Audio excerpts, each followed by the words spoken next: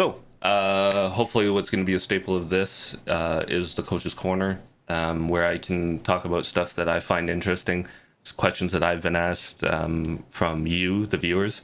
If you have questions that you want answered, you can hit me up on Twitter, you can hit me up on any social media platform, or if you check the description in the video, there's all of our contact information, including our email, which is canadianlongbowler@gmail.com.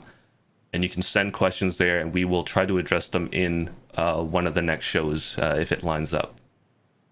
So, as part of my Coach's Corner this time around, I wanted to talk about the effective first bowl. I get asked a lot of questions about this. It's something that we focus on at the national level, and I think it's something not everybody can wrap their head around. So hopefully I can take just a little bit of time here and get you to focus on some of the stats that I can pull out. So, effective first bowl. What's the importance of an effective first bowl? Well, there's a lot of things that are, I guess, a benefit of getting that effective first bowl. The effective first bowl is the jack is rolled out. I can get that very first shot within a mat length of the jack.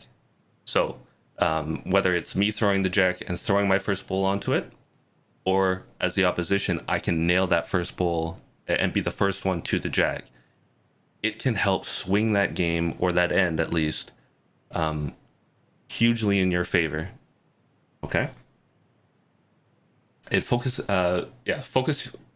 your delivery on being within a mat length of the target. So that 2-foot circle is what you want to be in around the jack. An effective first bowl helps you manage pressure.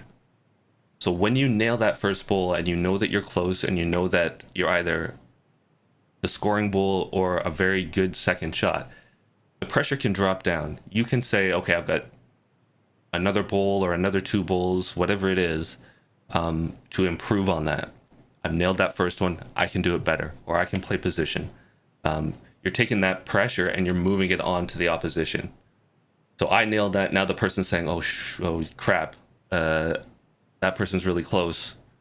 How am I going to beat that? I need to draw closer, or I need to get even better than that." Your pressure goes down, their pressure goes up. And if you can have a high effective rate of that first bowl, you can erode the confidence of the other team down over time. So I keep nailing that first bowl, and the person's going to say, "Oh man, when is Daryl going to let up? When am I going to be able to get that next shot in there? Or when am I going to be able to be the first shot?" And slowly and slowly and slowly, you can push them down, and your confidence keeps going up. And it's just a cumulative effect over time that you start to distance yourself. It's really, really effective. And what I like to call execution versus desperation. So getting that first bowl in, I can now execute my plan. I've hit that first bowl.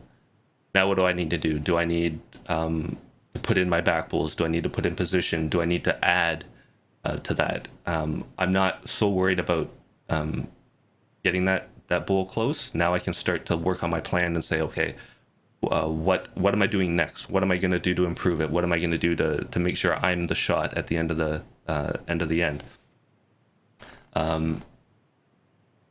And you can stop chasing points. I'm not in desperation mode. I'm not trying to do damage control. I threw a loose bowl way out in front and narrow. Now I need to think about, okay, how am I going to change that up and actually get close? I go from effective first bowl and executing to loose bowls and being in desperation to say, okay, I need to get a second shot. I need to get something close and cut this down. I'm losing in the game. I need to get the next shot. It's more of a desperation, and you're trying to catch up. It allows for building ahead. That plan that you draw up and want to play, you can't do that unless you execute your bowls. And that allows for positional play, right? You're not just trying to get close to the jack. You can actually play good shots that keep you in the game. And those with the higher percentage of effective first bowls tend to win more ends overall and tend to win the game. It's not 100% all the time, but a high percentage. So what I want to do is throw some data to back it up. I went back to the 2019 Canadian Singles Finals, and I actually tracked every single end with effective bowls on both sides. So I did the men and the women, and I gathered up all that information, and I've got it here for you. So there were 49 ends played, 392 bowls rolled. The winners, they had 17 of the 49 ends with an effective first bowl. That's roughly 35%. The losers only had 10 of 49, which is around 20%.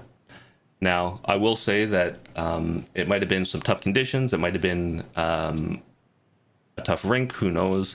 But as you can see, the winners had a higher one, the losers had a lower one. That should be pretty apparent. 18 of 27 ends had an effective first bowl, and the player won those points on 67% of those. So when someone played a good effective first bowl and the other person did not, that person won 67% of those ends. That's a huge percentage to win overall in the game.